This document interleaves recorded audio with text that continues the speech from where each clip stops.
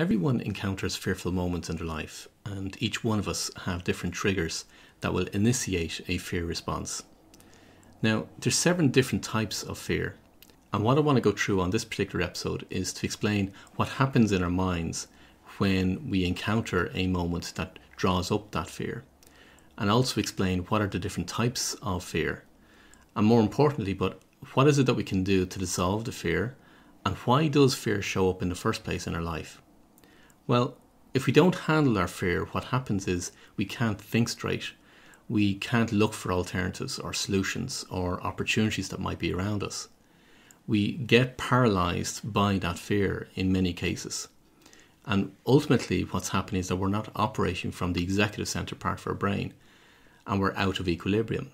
Now, if you've listened to previous episodes, you'll understand what I mean by being out of equilibrium. So when we're not operating from our executive center, we're operating out of equilibrium, meaning we're not connected with our unconscious, and ultimately we're not connected with the superconscious. That's where we can't find opportunities, we can't find alternatives or creative ways of getting out of our particular situation. So that's what happens when fear shows up. But ultimately, there's something that triggers from an event or a moment in our life that will trigger that fear. Now, you would have heard people talk about, well, in a moment of fear, there's 2 responses. There's fight or flight, meaning that we will fight against a particular situation or we will run away. But what I found is that there is another response, and that's the response of freeze, meaning that we somewhat get paralyzed in our moment of thinking, and therefore we can't think straight from the perspective of how is it that we can get out of our current situation. So we're literally paralyzed, frozen in that moment in time, and paralyzed by that fear. Now, what happens is that our mind is operating from the amygdala side of our brain. And what happens when we experience that fear is that the stress hormones start to build up in our body. Now, as the stress hormones start to build up, our body begins to contract. Now, we will literally move to a situation whereby, if you can imagine this in your own mind, whereby you're standing straight and upright in yourself and you're feeling confident about yourself and your being. When we encounter a fearful moment, our body will literally start to contract. So we'll start to stoop, we'll start to move towards being in a fetal position. And for many people, when they're in high levels of fear and anxiety, the body will actually move to that fetal position where they'll curl up in bed or curl up on the couch in that fetal position and wanting just to make themselves smaller and smaller. What also happens is our breathing starts to become more shallow. And we'd start in what I use the term whereby we build castles in our mind, meaning that fear or that anxiety starts to build up so much that we can build these amazing stories in our life that will, the potential of what can happen. So we start to build castles in our mind. They're typically not good castles, they're horrific castles, because we fear the worst, we fear of what's going to happen, of what is the worst case scenario, what might actually happen. So that spiral starts to begin and bring us out of control. Now, because there's so much emotion around the fear that's building up, the fear becomes fact, meaning we manifest more in our life, which gives us the evidence to compound that fear and that emotion that builds up in our lives. So fear can become fact if we stick in that moment and that emotion of fear, because when you've got the thoughts matched with the emotions and the feelings, that's what you're going to make manifest. So that's how we bring about more circumstances and more evidence in our life to compound and bring about more and more fear to show up in our lives. So when we get triggered, fear starts to build. So what we need to do is we need to reset the brain. Now, what's the quickest way of actually resetting the brain? Well, if, as you remember what I said earlier on, our body starts to contract. Now, if our body starts to contract and our stress hormones are circulating throughout our body, what we've got to do is literally get us out of that particular situation, reset the mind from that moment, and get us into a much more executive center side of thinking, a much more creative, innovative, and opportunistic way of actually thinking. So the fastest way of resetting the mind is through our breathing. Now, there's a technique that I give my clients whereby it's a very, very simple technique whereby you inhale for 5 seconds and you hold that breath for 5 seconds and then you exhale for 5 seconds. So I'm going to bring you through that process right now at the moment while you're listening to this particular episode so that you get to experience what it's actually like to breathe in for 5 seconds, hold for 5 seconds and exhale for 5 seconds. Now the reason we're doing this is ultimately to reset the brain. But after doing it, you'll actually see and feel a difference in yourself physically because your body will be expanding. Because you have to fill your chest with that breath for 5 seconds and hold it for 5 seconds. Ultimately, what you're doing is you're expanding that physical body. So you can no longer be in the fetal position. You're expanding your body to literally take over the full capacity of your lungs. And ultimately, what's actually happening is also in the brain is that there's a whole load of activities going on in order to reset the brain to get you out of that fearful moment. So the first exercise that we got to do is a breathing exercise. So what we're going to do is we're going to inhale for 5 seconds and I'm going to count the 5 seconds for you. So therefore you'll know when the 5 seconds are up. So therefore you can move on to holding that breath for 5 seconds and then exhaling for 5 seconds.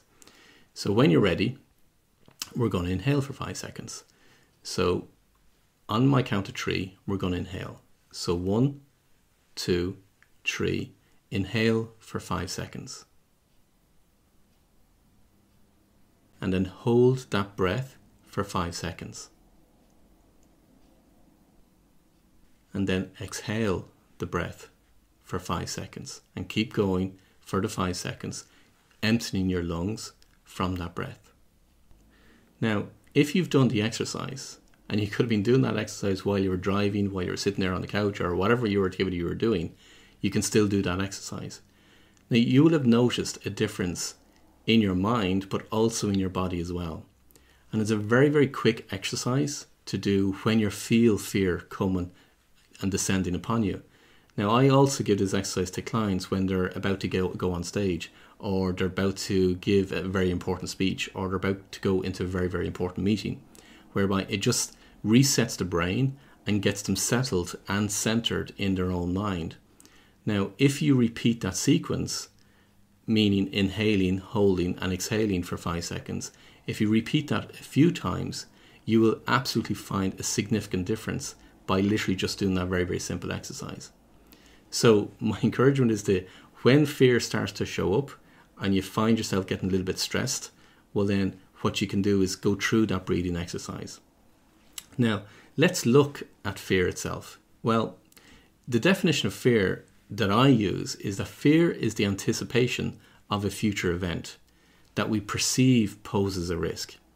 Now, if it's the anticipation of a future event, it means that it's within our control, meaning the event hasn't happened yet. So if it's a future event, obviously it hasn't happened yet. It's the anticipation of a future event. It hasn't happened. Now, second part of that definition is that we perceive it poses a risk, meaning it's in our thoughts, it's our mind, it's in our thinking that it actually poses a risk for ourselves. Now, it doesn't eliminate the fear, it's just a definition to understand that's what fear is. Now, I'll bring you through an exercise of what will do and what will dissolve that particular fear, but understand it from this perspective. Fear is the anticipation of a future event that we perceive poses a risk. Now, the very fact that it's a future event and the very fact that we perceive it means that we can dissolve it. We can remove that perception and therefore dissolve the actual fear itself in order to move ourselves into the executive center part of the brain and start working out ways and solutions of removing the triggers, but also removing the fear from our lives and the situation that we find ourselves in that's causing the fear. So let's look at the different types of fear that actually show up. Now, there's 7 types of fear, and I'm going to go through each one of them for you. First of all, there's the fear of failure. Now, fear of failure is about that we're not going to achieve the success that we wanted to achieve, that we had been looking forward to, that we wanted to achieve, that we had in our mind at some point in the future that we were going to achieve this level of success. It's the fear of failure from that perception, or it's from the perspective that there's an outcome that we were expecting, but we're not going to get the outcome now, or there's a fear that we're not going to get that outcome. So fear of failure is something about something in the future that we were holding on to, that we were looking to be rewarded with, and therefore we're not going to get that anticipated future event or that future outcome. So it's a fear of failure from that perspective. The next one is the fear of loss of something. Now that can be the loss of money or time, the loss of our effort, the loss of a relationship, the loss of property, for example. So whether it be a home, a car, jewelry, a watch, whatever it might be. So it's the loss of something, or even the loss of our career or our reputation. It's something that we're holding on to that we fear the loss of. The next one is the fear of not being good enough. And that can come up from the perspective of, where we say to ourselves that I don't have the courage to do something, or I'm not good enough to do something. Who am I to stand on stage and give a talk about something? Who am I to write an article and say, put forward my expertise, for example? These are the kind of conversations that we have with ourselves that brings about the fear of not being good enough, meaning we're not intelligent enough. We don't have the expertise. We don't have the competence. We don't have the appearance or the looks that we would like to have. We don't have the knowledge, or we don't have the fitness, whatever it might be. These are all elements or pieces of it that come together from the perspective of us feeling that we're not good enough to do something. Then there's the loss or the fear of loss of respect. Now that can be as an individual, as a leader, as a business owner, a business person, as an entrepreneur. Ultimately what it means is it's our standing in our business or our community or even our family. So for something that might happen at a future event, our fear is that we're going to lose the respect that we have or our standing within our community, our family, our environment, or our business, of what people will perceive of ourselves. So it's that fear of loss of respect. The next one is the fear of rejection. So if it's from the rejection of a partner or a staff member or a client, for example, or even a potential client, rejection from society or rejection from our community or from our family, it's that fear, again, of being rejected by somebody or a group of people.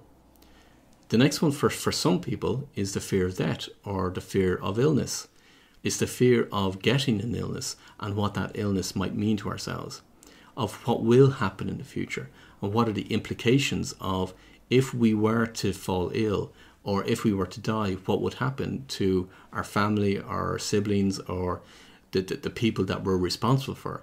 So when we start to concentrate and focus on the fear of death or the fear of an illness, it's that kind of scenario that we start to build within ourselves is what might happen. The last one then out of 7 is the fear of breaking rules. So they could be rules of society, they could be religious rules. For many, many years, people had a fear of breaking those rules that were laid down by church or laid down by religion. There's the political rules, there's rules of moral code that we adhere to. And even if you look at the current situation by way of, you say, the current pandemic with COVID-19, the fear of people breaking the rules associated with COVID-19, of the restrictions and all the kind of things, it's that fear that can build up with other people, or within ourselves. So there are the 7 different types of fear. The fear of failure, the fear of loss of something, the fear of not being good enough, the fear of loss of respect, the fear of rejection, the fear of death or illness, or the fear of breaking rules. They're the different types of fear. But what is it that we can do to dissolve the fear when it shows up in our life? Well, other people will say, well, and you may have read about this in other books or publications or articles or whatever it may be, and other people will say, well, feel the fear and do it anyway. Now, for me, when I looked at that and tried it and all that kind of stuff, it didn't work for me. Because ultimately for me, in my mind, I was saying, well, it doesn't remove the fear. It means that I just have to step over the fear and do it anyway. But it doesn't remove the fear. It doesn't remove the trigger. It doesn't remove the cause of the fear itself. So for me, it didn't work. And for you, you might say, well, there might be some situations whereby it does work, but in other situations it doesn't work. Then there's the other cliches of, well, fear stands for false evidence appearing real. And yes, it does, or it can do, meaning that, yes, you can use it as an acronym and therefore just get on with your life or just get on with things, and therefore a statement that it isn't real. And yes, as I said earlier on, the definition of fear is it's a perceived of a future event or perception of a future event. So therefore, yes, it's true in its essence. However, it still doesn't remove the fear. It doesn't dissolve the fear of what we got to deal with. And other people would say, well, just think positively. Don't think about the fear. Just think of its opposite and just get over it yourselves and just get on with things. Now, while that might make sense in some circumstances, it won't again deal with the fear. And ultimately, what it's also not doing, it's not bringing you back into equilibrium. And the whole point of what we want to do is operate from a state of equilibrium. Because when we're operating from a state of equilibrium, we are objective. We're seeing both sides. But also we're operating from the executive center with the unconscious and to the superconscious. And that's how we make manifest and how we bring about the things that we want to have within our life. So just thinking positively is taking us out of equilibrium state because it's not being objective. So while it might deal with a particular situation at this moment in time, it's not going to ultimately solve the underlying problem or the underlying trigger. So if we were to solve fear, well then what is it that we need to do in order to dissolve the actual fear? Well, we've got to work with how the brain works. Now, our conscious mind is thinking, as I said earlier on, ultimately what it's doing is it's building castles in our mind of the worst case scenario, of the worst things that could happen, and we get attached to that outcome. So if our conscious mind that's the way of how it's thinking, well then we've got to work with how the conscious mind thinks. And how we do it, we look in an objective way, meaning we get our mind, our conscious part of our mind, to operate in a different way. How we do it is to think objectively. How do we do that? We ask questions. That's literally what we do. Now, there's 7 questions that I'm going to bring you down through in order to actually dissolve the fear. Now, if you can think of the fear that the fear that's coming up for you, meaning that if you've experienced a recent fear, and whatever that fear might be, when you go through the list of questions, you'll find that the fear will be dissolved. Now we got to also remove the trigger. That's another part. But I want to bring you through the sequence of questions because it's set in a particular way, and when you go through it, it will dissolve the fear from that perspective. Now, to save you, if you're driving, for example, or you're listening to this while you're running or doing an activity, what I'm going to do is I'm going to put the 7 questions in a PDF that you can download as part of the episode.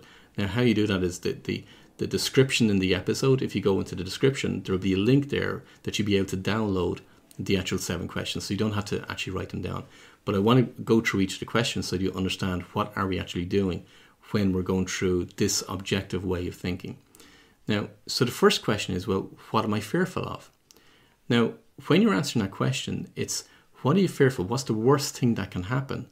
Or what's the worst possible case scenario that could potentially happen if whatever the event is triggering that emotion of fear coming up? So the first question is, what am I fearful of? Because that has to be a statement from the perspective of you've got to name what you're most afraid of. Now, for some people, that could be, well, I lose my reputation. As I said, if you go back to the different types of fear that I explained earlier on, I lose my reputation or how I'm respected in society, or I could lose my house. It's whatever the worst case scenario is for you, that's what you've got to name. Now, the next question is, so what's the actual evidence that you have that makes these negative thoughts to be factual? Meaning, what's the evidence that you have that makes these negative thoughts to be true? Now, when you look at that question and you start to think about it and you start to look at it from the perspective, what evidence do I have right now in this moment of time that's going to give rise to the very fact that I'm going to lose my house or I'm going to lose my reputation or whatever it may be. Whatever it is that you've answered to the first question. Now, what you'll find in every single one of those questions, meaning every single time you answer that question, what you'll find the answer will always be, I don't have any evidence. There is no evidence right now at the moment. Because if you go back to the definition of fear, fear is the perception of a future event. So the event hasn't happened yet. So therefore, there's no evidence right now at the moment to substantiate, to make that fear, to make that event, the answer to what you gave to the first question, to make it absolutely true, to make it factual. So the answer to that question, question number 2, is always, I don't have any evidence. But then you go on to question number 3, and you look, okay, so what is the evidence that I have that makes these negative thoughts to be false? What's the evidence that I have that makes these negative thoughts to be false? Because then what you start to look at is start to gather the evidence in your mind. Now, it's an awful lot easier to answer these questions when you have somebody qualified to pull the information out of you, because our natural reaction is to say, well, I don't have any evidence, I don't have anything. And you start getting back into building up that fear within yourself. And so if you're to work through these questions with somebody that's qualified to be able to do it with you, well, then you will have a much, much better result. But even just for now, just to start think about the fear that you're experiencing right now at the moment, ask yourself, what evidence do you have that makes these negative thoughts to be false? And what you'll start to find, if you take, say, for example, the scenario of, well, I could potentially lose my house, and that's the worst thing that you're fearful of. When we start to look at the evidence that makes that thought false, what we find is, well, we're still paying the mortgage or we're still paying the rent. We haven't gotten any letters from the bank to say that the house is going to be repossessed. We haven't received any, information to say that, for definite, our house is going to be taken off us. We don't have that evidence right now at the moment. So therefore, it's false. So when we start to look and find the evidence that makes these negative thoughts to be false, we'll start to work from a conscious mind perspective, say, oh, okay, so we don't have the evidence right now at the moment, so therefore there has to be an alternative way of thinking or an alternative way of moving forward. Now, if you move on to the next question, which is, so what are the benefits of experiencing the circumstances I'm experiencing right now? Because our mind will naturally be drawn towards all the negatives, all the drawbacks of any moment that shows up in our life. So our mind has built up all this evidence for ourselves of all the drawbacks. However, what we want to do is force the conscious thinking, force the mind to start looking at, so what are the benefits of the current situation, or what are the benefits of the circumstances that you're experiencing right now at the moment? And you may find a multitude of different benefits when you start to answer that question, benefits that you've never seen before. And when you see the benefits, ultimately what you're doing is you're bringing yourself back into equilibrium, because there's always both sides. There's always positive, negatives. There's always benefits and drawbacks. But the very fact of you asking yourself that question to identify the benefits, now you're bringing yourself back into equilibrium. The next question is, okay, so how is the current situation serving you towards your purpose? Now, if you remember back in an earlier episode, I outlined how you actually find your purpose. Now, when you find your purpose and you know what your purpose is and you're working towards your purpose, when you ask the question, well, what is the current situation, or what are the current circumstances, or whatever is happening in my life right now at the moment, if you're seeing it as being a fearful moment or you're seeing it as being a negative moment, start to ask yourself the question from the point of view of, so how is the current event or the current moment serving you towards your purpose? And when you start to look for that evidence, what you'll find is you'll be drawn or driven towards doing something that's getting you one step closer to your purpose. It's moving you away from what you were doing in the past or what you were doing before to move you towards fulfilling your purpose. And that's typically what I've found with every single client that I've drilled this down into, whereby they find, oh my God, it's getting them to do more activities that's completely and utterly in line with their purpose. So now they see it as being, it's a way of moving them closer towards their purpose as opposed to moving them away from their purpose. The next question then is, okay, so what's a more objective way of thinking about the situation right now at the moment? So in a more objective way is understanding, oh my God, okay, so the law of duality is that there's always both sides. There's positives, negatives, there's benefits and drawbacks. So when we see that there's both sides and we see that there's a better way, meaning even just from going through the breathing exercise, go through, identify, okay, what's the evidence in our life right now at the moment and how is it helping us and guiding us towards our purpose? When we start to bring all that together, a more objective way will be, actually, do you know what? There's a lot more benefits that I can see now, right now at the moment, that's helped me in my life and serving me as I'm going forward. So the objective way is seeing both sides, and that's bringing you more into equilibrium. And then lastly, the last question is, so what new learning or positive actions can you take from this exercise or from this moment? What's the new learning or positive actions that you can take going forward? And that's different for a lot of different people, whereby they may say, well, anytime fear comes up, they're going to go through the exercise. So they remind themselves of doing that exercise. or they'll set themselves a reminder in some shape or form whereby, when that fear starts to build up, they'll do the breathing exercise. Or when fear starts to build up, they'll go and answer each one of those questions, or they'll partner with somebody or ask somebody that's qualified to pull the information out of them in order to ask the questions, and therefore they can dissolve the fear from that perspective. So that could be a new learning. A new learning might be in relation to, okay, so whatever it is that it's moving you towards or getting you to do differently or to do more of, that's what you need to do more of going forward. So when you answer each one of those questions, ultimately, if you've done it correctly and done it right and you've done it thoroughly, what you'll find is that fear will be dissolved. So what I said earlier on is that I'm going to put these in the notes to the episode, so therefore you can download the actual questions themselves and work through the questions as fear starts to show up in your own life. But let me ask you, why is fear there in the first place? Well, don't get me wrong, it's a rhetorical question. So fear is there as feedback for ourselves that we're not in equilibrium or that we're not living our purpose. So I'm just going to repeat that again. Fear is a feedback mechanism. All the emotions and feelings that we feel is feedback to ourselves that we're not in equilibrium or we're not living our true purpose. So when we bring ourselves into equilibrium, which is what objective thinking does, those questions that I gave you, when we bring ourselves into equilibrium and we're living our purpose, well then fear doesn't show up because we're seeing both sides. We are completely in equilibrium and we're totally and utterly connected. Equilibrium for me, as I said earlier on, equilibrium is where we are connected with our own conscious and we're connected with the superconscious. When we're in that, there is no fear. Now, yes, is fear going to show up at some point in the future? Yes, when we're out of equilibrium, but ultimately there may be a trigger that we haven't dissolved as well. And when we dissolve the trigger, well then the fear won't show up in going forward. Now, the type of fear that you experience, meaning, remember I said that there's 7 different types of fear. The type of fear that you experience is your feedback that's to say that you're attached to something. So if, for example, it's a fear of losing your money, or it's a fear of losing your house, or it's connected with, for example, your reputation or your ego, it's your attachment to something, and that's also bringing you out of equilibrium. So what has to happen is that we got to dissolve the attachment, because if you remember back to one of the previous episodes, what I spoke about was that in the executive code, picture this in your own mind, and again also in the description to this episode, I have a link that you can download a graphical representation of what I'm trying to explain from the executive code. Meaning, if you can imagine, you've got one circle whereby it's your executive center, connected with your unconscious, another circle, and then connected with another circle, which is the superconscious.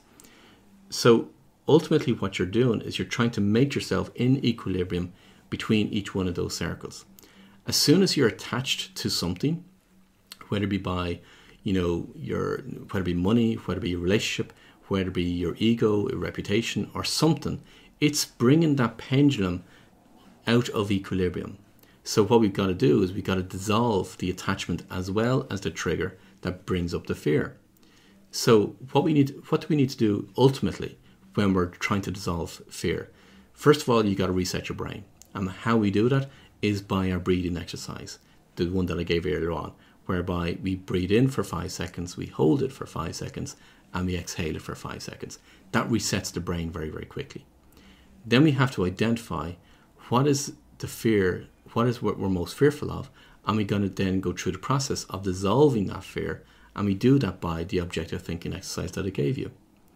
And then we have to identify the attachment of what we have that's bringing up that fear, whereby we're not being in equilibrium.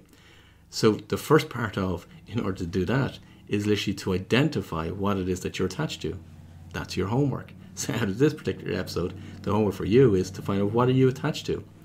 What is it that's bringing you out of equilibrium? And what's the trigger that's causing that fear to show up in the first place? When you get that information and you start to dissolve the trigger and the attachment, then it's no longer going to show up in your life. So what I would encourage you to do is, the next time fear starts to show for you, is to go through that process for yourself. Because ultimately what you'll find then is you bring yourself back into equilibrium, and then you'll be operating from the executive center with your unconscious and into the superconscious. So that's how we actually handle fear. Now, if you're finding this podcast helpful, it'd be really, really great if you leave a review on the actual podcast itself, but more importantly, share it with other people. Because there's so many people, especially in this particular episode where we're talking about fear, there's so many people that struggle with fear and anxiety, and therefore this particular episode will actually help them. So, it's good to share. As my mum used to say, sharing is caring. So if you feel that there's other people who will benefit from this particular podcast, why not share it with them? Until the next episode, I wish you every success.